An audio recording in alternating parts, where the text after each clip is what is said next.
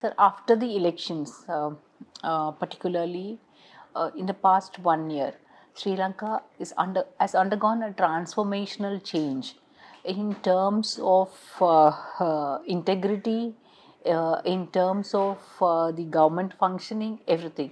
So, what do you have to say? How do you see this transformation, and why has this happened?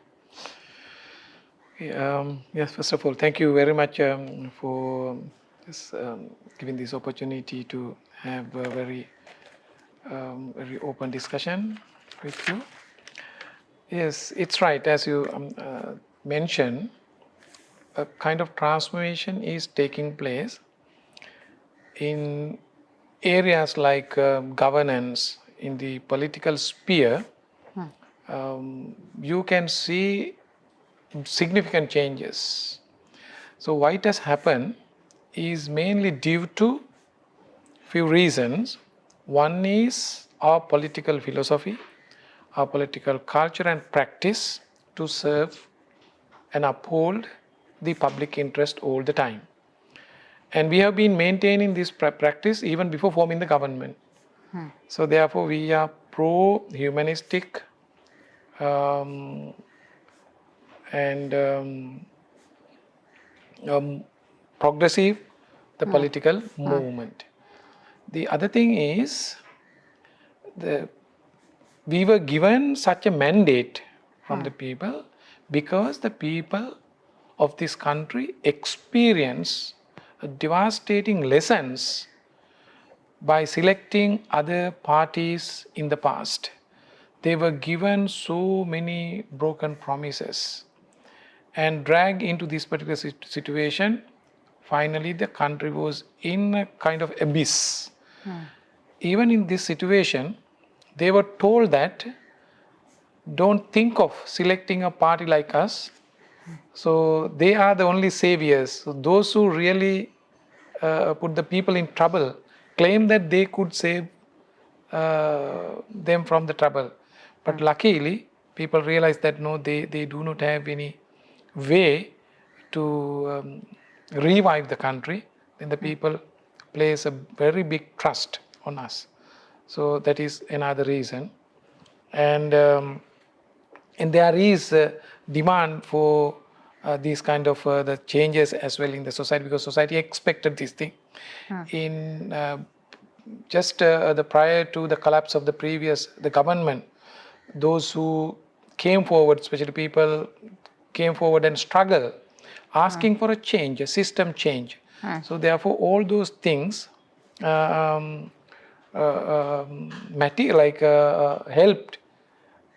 and wanted us to do the changes. Since we were ready and since we have this particular political will, we were able to do these changes in the political sphere. But so we do not see these changes in the administrative sphere, still the economic sphere, up to the level that we expect. So for that, we have to slowly but steadily work by keeping this particular objective unshaken. Yeah. Okay. What is Sri Lanka's conversations with other countries, particularly the regional blocs like India, in making alternative markets for essentials and commodities? I'm asking this in the context of the country coming out of an economic crisis. Right. Yeah, you're right. Actually, when a country is coming out from an economic crisis, it is very, very essential that we need to have a fair share in the external market, world trade, and we need to expand our trade and investments, of course. So, with the given potential and the resource potential in terms of human resources, other resources, and the production technology, goods and services that you produce, and the way that we are connected to the global supply chain are concerned, we were not up to a level to gain a sizable share from the market. So that it was a challenge for us. Still, that challenge has not been addressed. We are gradually addressing it. Therefore, the relationship with other countries is referred to the given context.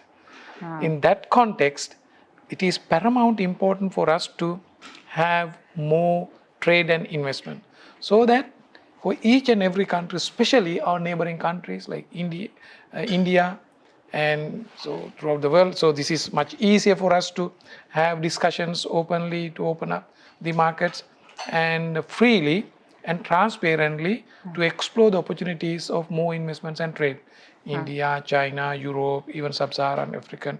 And being a small country, we strongly believe that if you open up a very transparent discussions, it is easier because we need not to have a big market share. Even the 0.1% change or increase in the global market would change the landscape of our economy. This is what we are doing. In that regard, we always go for discussions by focusing on trade and investment. You know that our neighbor is in India. India is a big country. India has become a part of the geopolitics, of course, being a big country. But Sri Lanka doesn't have such a geopolitical the agenda, because, of course, we shouldn't do that. Therefore, our challenge is to bring the country out of this economic base and direct it towards the economic prosperity. So therefore, the nature of the discussions, nature of the relationships with neighboring countries and other countries and rest of the world is much more focused on fair trade and investments. So, in terms of fair trade and investments, as you said, be it your neighbors or any country in the regional bloc or any country across the globe, Sri Lanka has always given space and opportunity Yeah. based on the kind of investments that the country or the entrepreneur is going to bring in. So, when it comes to India, you have always had India first policy. After Modi's visit to Sri Lanka, has the perspective in terms of trade and investment changed? Because you have signed a lot of MOUs and a lot of projects with India. So, where does that stand? How is it going forward? So as far as Sri Lanka is concerned, our government is concerned, our policy, like, so this is a new government. Of course, our policy is to build more strong and resilient, vibrant trade and investment relationships. So therefore, it is not something new. This is what we wanted to explore. But compared to the trade policies, investment policies of the previous government, this is a change. Because in the previous governments, these trade policies, investment policies were connected to, in a way, the corrupt deals, in a way, so underhand discussions and so many things, and lots of accusations are also there. As a result, people also looked at the government policies, or sometimes when we go for free trade agreements or trade relationships, and all those things were really looked at from a very highly skeptical the point of view. But as far as our government is concerned, we have a big trust and the support from the people as well. They know that we would really work for the people. So we have not changed our policies. Our policy is to bring the prosperity to the country. Then that is much easier. So we are very open. So even during the discussions we had with your Prime Minister's Modi's visit to Sri Lanka, our President's visit to India as well, we discuss about many opportunities, many possibilities, especially referring to low-hanging fruits, maybe to improve something like tourism sector, even the logistics, the possibilities, because due to geographical the location, Sri Lanka has that particular potential as well. Likewise, we are now open to explore these opportunities to bring about new investment. So therefore, I can say that, like, compared to other governments, yes, this is a change. But within our government philosophy and policy, it is not a change. It is much more focused on the development. Okay.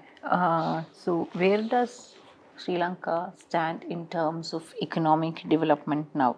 Are you still operating on a trial and error basis in terms of economy, given the IMF austerity measures?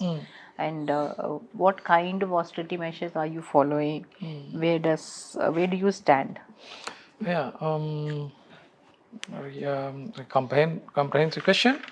As of now, I don't claim that we have achieved a big economic development, because we happen to face many issues simultaneously. One is just take the country out of this abyss, and again, like we were facing a situation like addressing the issues of the lost decade, and meantime we happen to face external issues as well.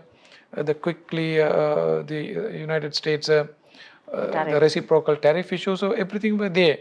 But what we are happy is that we were able to stabilize the economy in terms of price stability, in terms of financial stability. So that really helps to build the investors' confidence, the boost investments. So that environment has been created in investor confidence. So then it is not mere saying. This stability can be seen and demonstrated by numbers. If you just look at the government revenue, so we are on target. We monitor the revenue every day, and we have not deviated all the time. So we have surpassed the expected revenue. And if you just look at the growth, so in order to come out from this issue, I mean the crisis situation, we want to have an exponential growth. Still we could not. So we are maintaining, as you just highlighted, we are working within a given framework, IMF framework. Constraints are there. However, within these constraints, we are achieving the maximum. So within the given constraints, our forecasted GDP growth was 3%, 3.5%, something like. But the last year it was 5%. So this year also, many just predicted that it would be again around 3%. With 3% growth, initially it would be all right, but in order to overcome the problems, we have to have big growth. So first quarter itself, we were able to have 4.8% growth, in which the growth in the industrial sector is 9.7.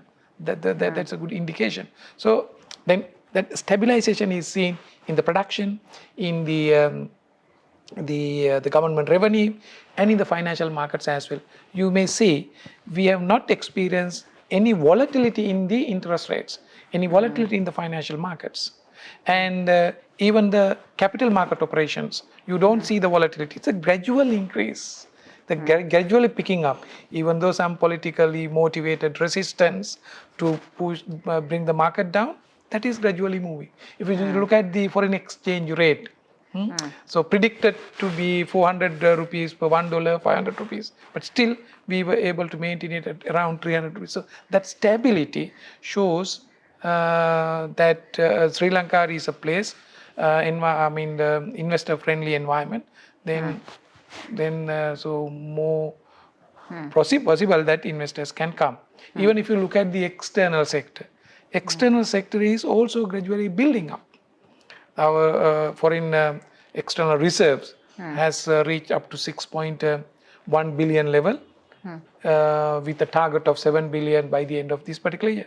We hope that we will be able to reach those targets, so that I can claim that country has been stabilized. Then in order to achieve the economic the growth and the development, we need more and more investment. So that is the next step. Okay. That is where we are negotiating, we are talking with investors, and inviting investors to come. Yes, as you say, this is what I heard from some of the economists and the think tanks here. They say there is a stability now. Sure. But from here, we have to look for growth. Sure. So, for the growth, towards growth, do you have any particular plans? Has the government worked out any blueprint? Or do you think only investments will bring you growth? I'm asking this in the context of land reforms and also policy reforms in export and agriculture. Yes. So actually, always we are open for the investors to come with their own ideas, proposals, and all those things. So that is within an investor-friendly environment that happens. But our main strategy is to come out with our own plan. So accordingly, so we have mainly focused in the medium term strategies, the development of agriculture, modern agriculture. So where we want to explore the possibilities of having more value-added productions, including the fisheries industry. The calculation and the statistics show us that our contribution of the agricultural the production is not adequate. Of course, we have our own land limitations. So therefore, we are now mapping our lands, and the land utilization policy is also underway, where we focus on the land and connect it to economic development plan, how best the land could be utilized for the economic development, and how much should be allocated for other things, for infrastructure, and to maintain the biodiversity, sustain, because many things are required to be taken care of. So our policy is to utilize all the possible lands for economically productive the purposes.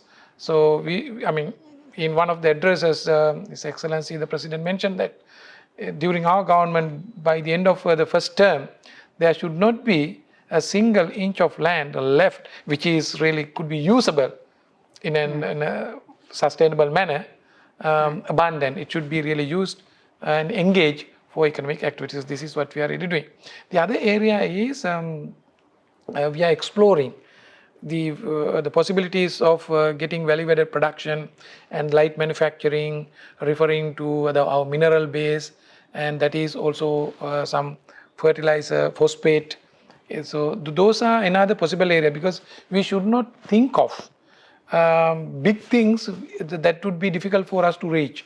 Then always the strategy should be to pluck the low-hanging fruits. Then that is another area. Then another area for Sri Lanka is to expand this, is the IT, technology. Mainly due to a few reasons. One is our education level, the capacity of people, and the performance that we have been achieving with difficulties. If the government comes forward and facilitates, then there is another possibility to have a big improvement in digitization. So that's why we have a separate ministry called Ministry of digitalization, digital economy. So that is another area. And the other area, we are focusing on the logistics and the other the trading opportunities by using our ports, airports, the things like that, based on these the bunkering businesses. So many ships are navigating just underneath the Sri Lanka. So that geographical location is also going to be utilized for these strategies. Accordingly, we have planned in agriculture how best we reach that level. In this the production, especially value-added production, and as I told you, this the maritime hubs and all. And again, another thing, we want to have a sizable export market.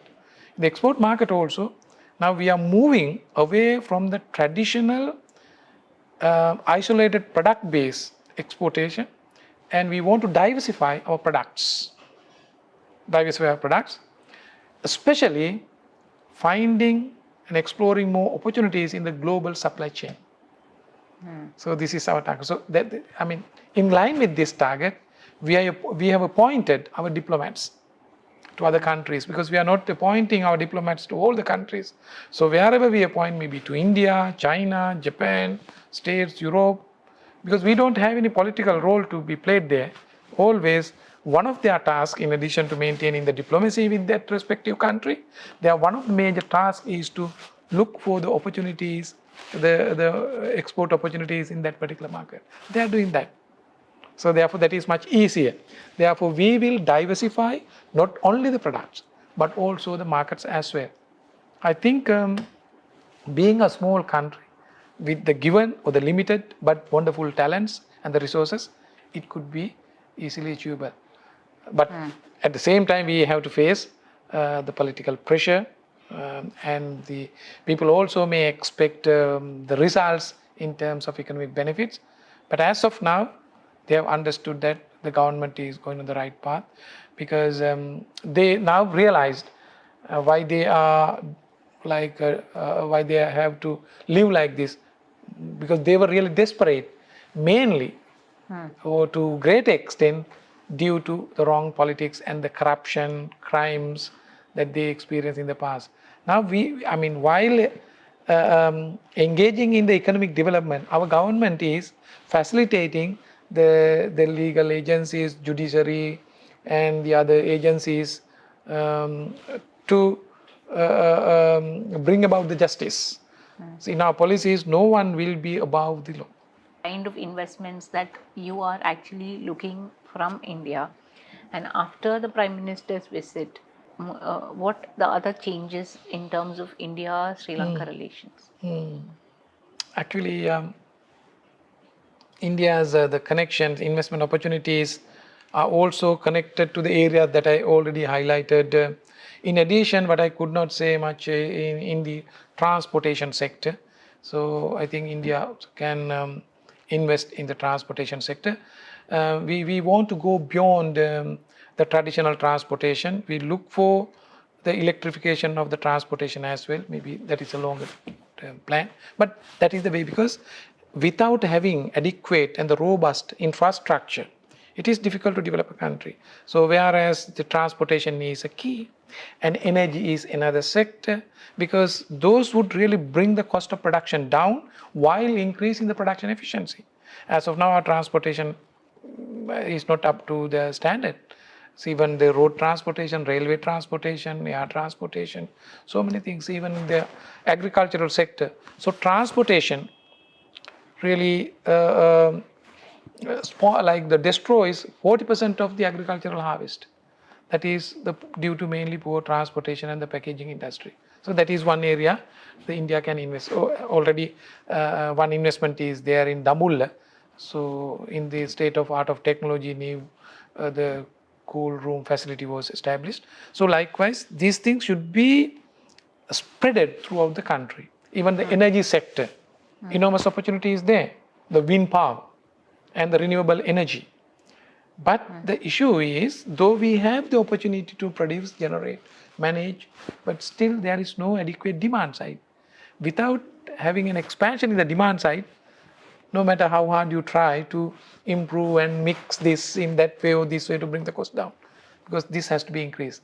But in Sri Lanka, there are constraints, but within the country itself, we will try to double our production, would cater to some extent. But there is a possibility that we can export our energy as well. So, what I just referred, the big projects where India can actively take part in our investment strategies, I suppose. And there have been the government has always been subsidizing fuel and electricity in Sri Lanka, but in terms of the state-owned enterprises, these subsidies have always been a burden. So do you have a policy to reduce the burden? Where do you stand in terms of subsidies and state-owned enterprises? Yeah, so there are a few things there. With reference to subsidies, like reference to fuel and electricity, energy. In the past, even the subsidies had been given on ad hoc basis, and the cost also, like the price that they charge, did not reflect the real cost. Cost includes lots of corruption, wastages, and so many things. Our policy is to accurately calculate, work out the cost of energy, and to bring the cost down, because as of now, we believe that the energy cost is too high. Our objective is to bring it down by 1/3 by 2030, especially energy cost. But the fuel cost, by increasing the efficiency, eliminating the corruption, wastage, and all those things, we would think that we can bring it down. So mainly the energy cost. So that is our objective. Then it should not be subsidized, because it's a variable cost, because if the cost cannot be recovered, no industry would sustain. So therefore, we have a policy of recovering the real cost. Okay. However it is, there are sectors and segments in the society they need subsidies. Some start up the manufacturing or industries or some deprived segments, individuals. Likewise, we need to identify targeted groups. For targeted groups, we can provide subsidies, not flat subsidies. Then when we come to SOEs, in the name of SOEs, there are so many institutions. Now we are evaluating and the reviewing its purposes, its connection to the economy, and its connection to the goods and services, so the things that they do to the society. In that exercise, the committee has been appointed. Committee would look at which entities are important for us to ensure the fair market, which entities could protect market failures, which entities could really ensure the supply of goods and services to the market at a fair prices, while assuring the reasonable prices for the producers as well.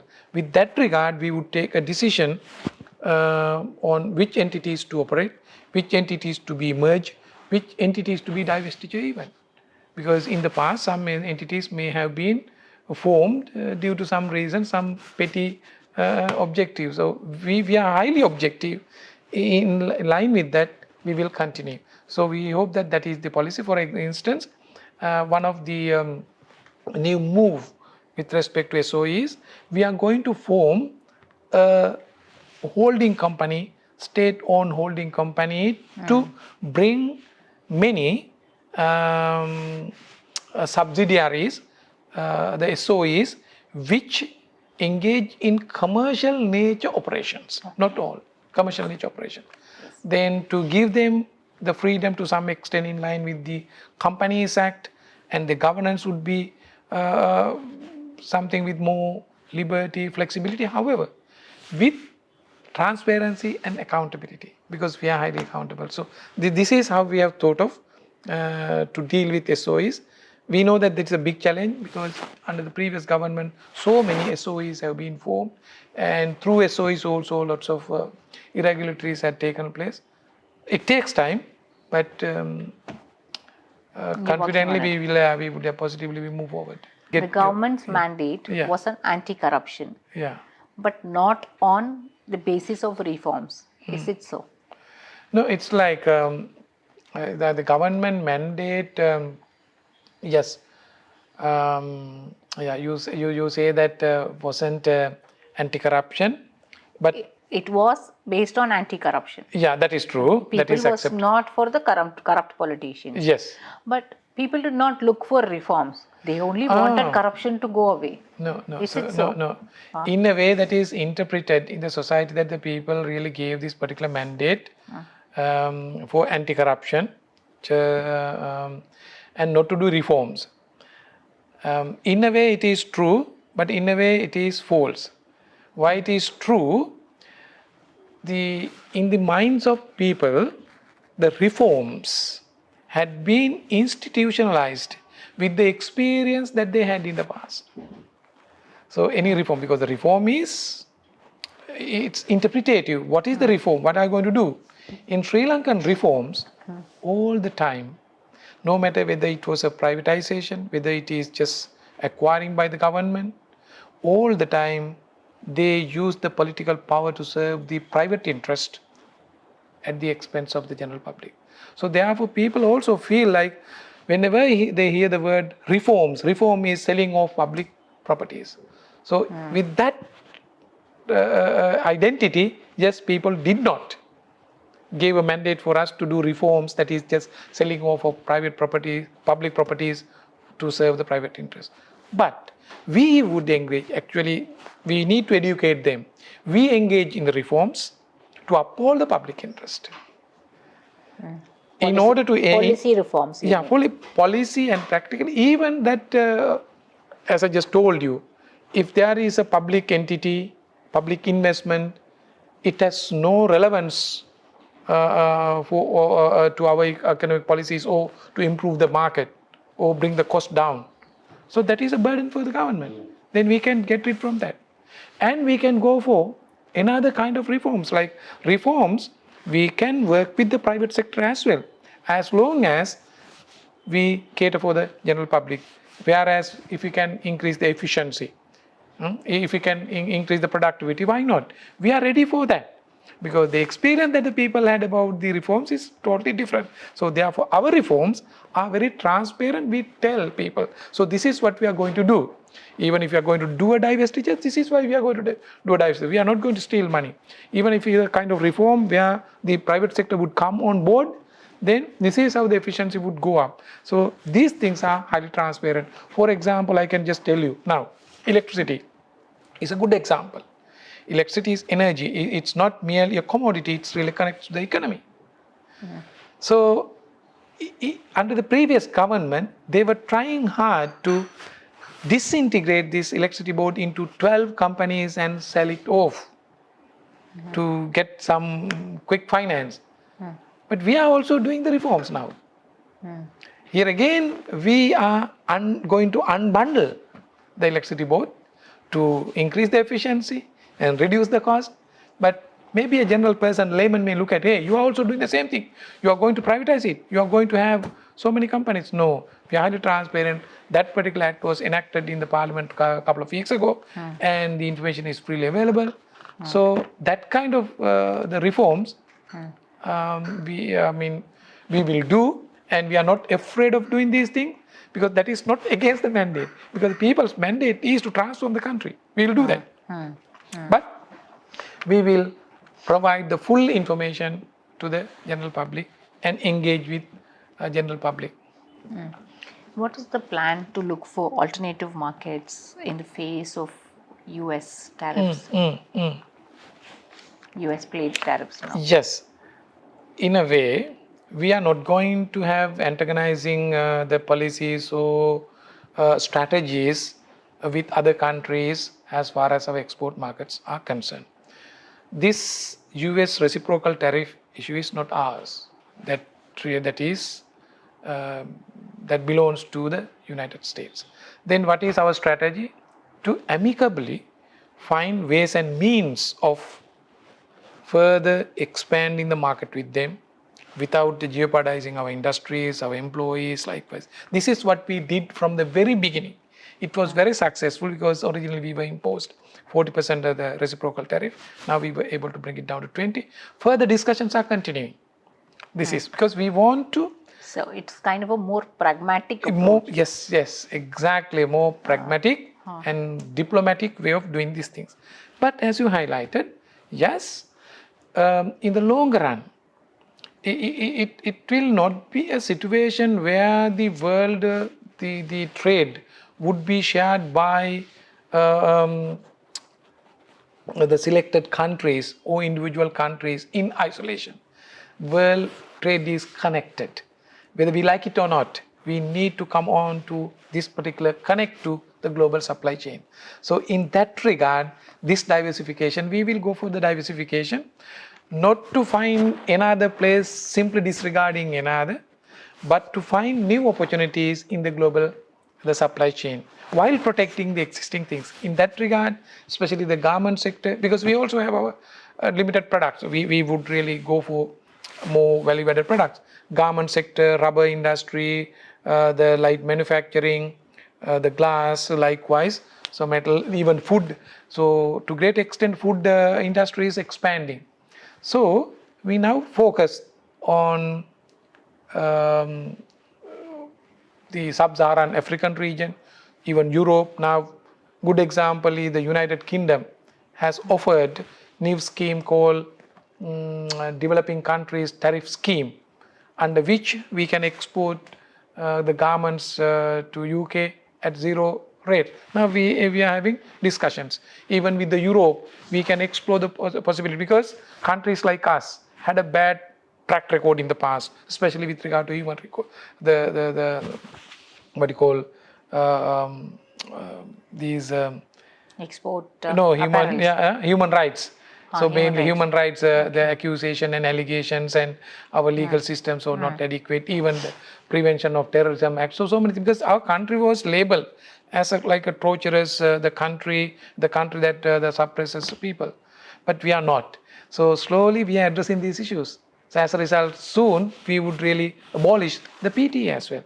We would really take out the deprived sections in the online safety bill as well, and we would really ensure the human rights in the country, so that with these changes and with our practices of good governance, so new opportunities will be created, especially in the Europe, because European countries look at the countries and assess the countries referring to these things: governance, human rights.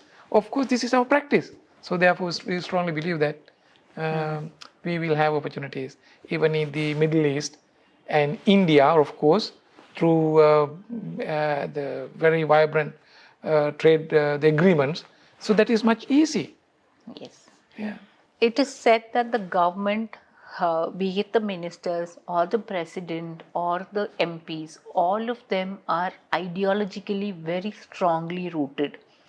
And all of you all never go out of the ideologies the political party has been following all this while. Maybe anti-corruption is one of that, but ideologically you are very strongly rooted. And this politically does this ideological rootings influence or have any kind of influence in governance? Are you saying that our ideology Is is influencing governance? Is it in a influencing? positive way? Yeah. In a positive way, yes, it really influences. Actually, our ideology may be seen by the external parties and others from different perspectives and interpreted in that way. But our ideology is to transform this particular society to a place where everyone can live without hatredness, without racism, but in peace and harmony, by respecting the human dignity. Because many things are happening in Sri Lanka, so they were really crimes against the humanity. So that our ideology is to find or the transform the society to a better place. So therefore, it is not rooted only in the utopian the context. It is more practical. How best we do. In that regard, the governance, of course, should be aligned in line with our objectives and our expectations. Whereas the reforms in the governance, so being agents, so more likely that the powers vested with us, so anybody being humans, so there is a risk that that could be used to serve the private interest. So we make all the changes in the governance not to have a single room for anybody, especially in the not only in the political sphere, in the administrative structure as well. That is how, just if you look at the the drafts, the bills enacted, Parliament, so just to enhance the governance, even the Proceeds of Crime Act. So just that's a very good example. And the beneficiaries, ultimate beneficiaries of investors. So now we have to declare your assets. So therefore, our ideology really improves the governance. So therefore, I do not see any contradiction. And and the people are also happy with this. People are happy with that. But the thing is, to see the benefits of this ideology, and when the governance is improved, majority may not see the quality of the outcome of the governance, because that is a different social status.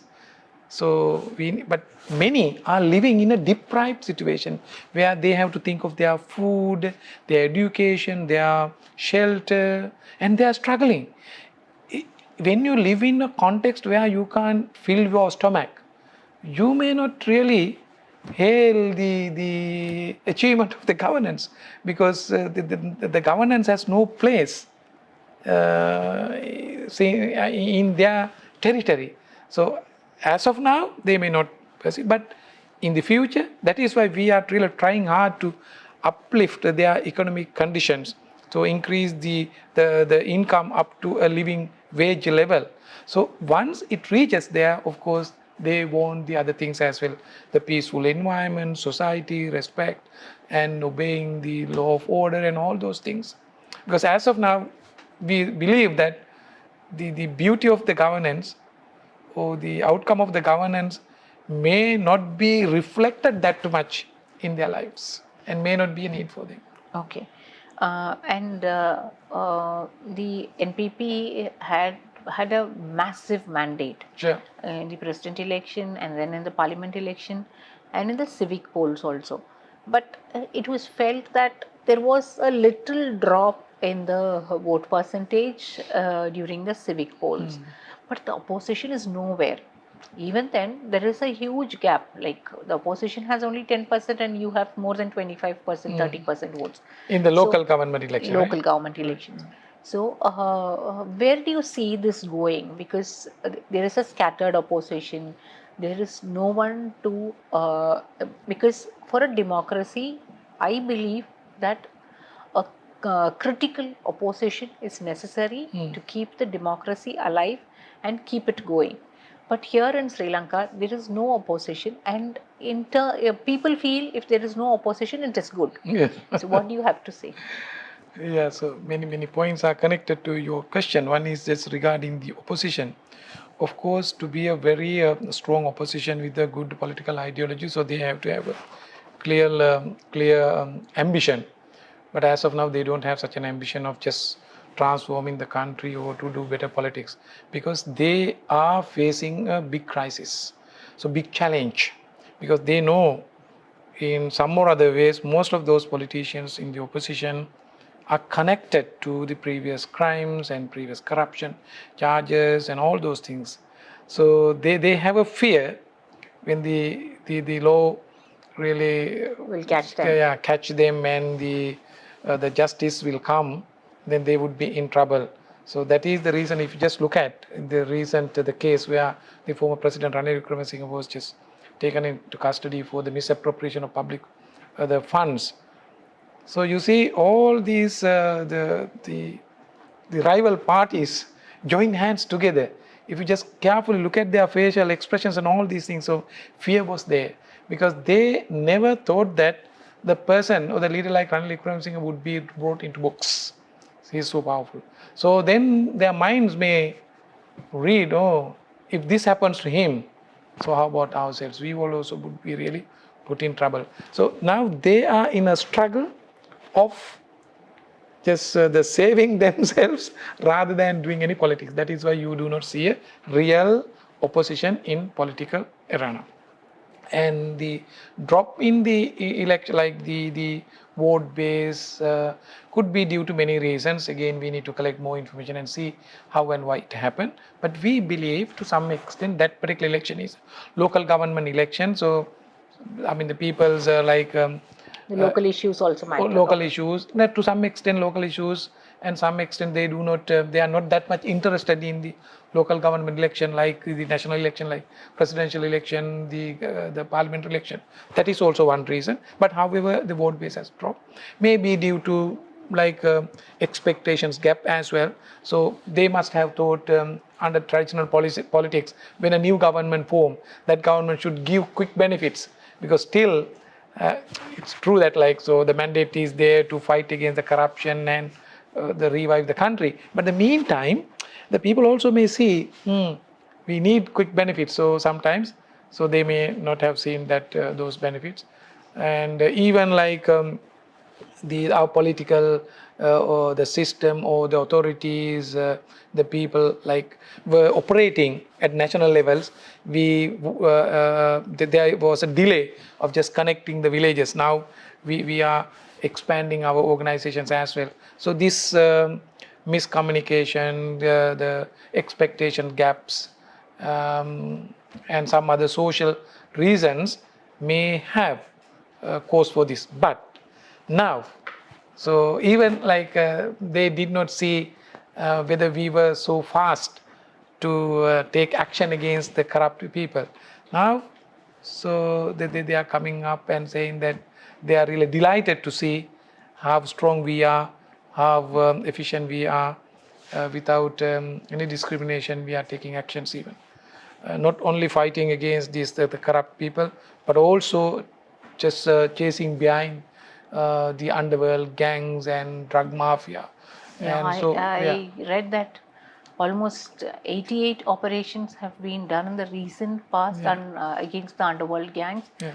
And so, can I understand that this is against the drug market drug in the sense I'm saying drug abuse and all that?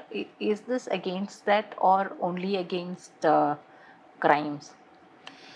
No, both I suppose, like so in a way, drug does not operate in isolation. They are connected to crimes and other things as well, even corruption.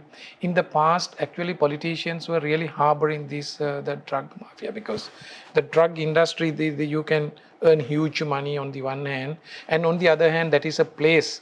So the even money laundering also can take place. In the past, the politicians. We do not know whether they engage in the drug deals or any other thing, but they supported them for some other reason. But our government has no connection with the drug, the ring. So therefore, we need to address, on the one hand, just curb the crimes and other things, but on the other hand, it's a social, as the big issue, and young generation, opiums is a big issue. So if you are addicted, what would be the future of the young generation? Because one of the key resources, assets for us is the human resources, where the production capacity can be increased.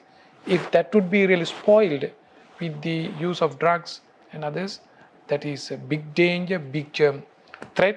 We need to really eradicate these things with that objective. So everything could be summarized in a way. We are working with our philosophy, our noble objective of transforming this particular society to a better place.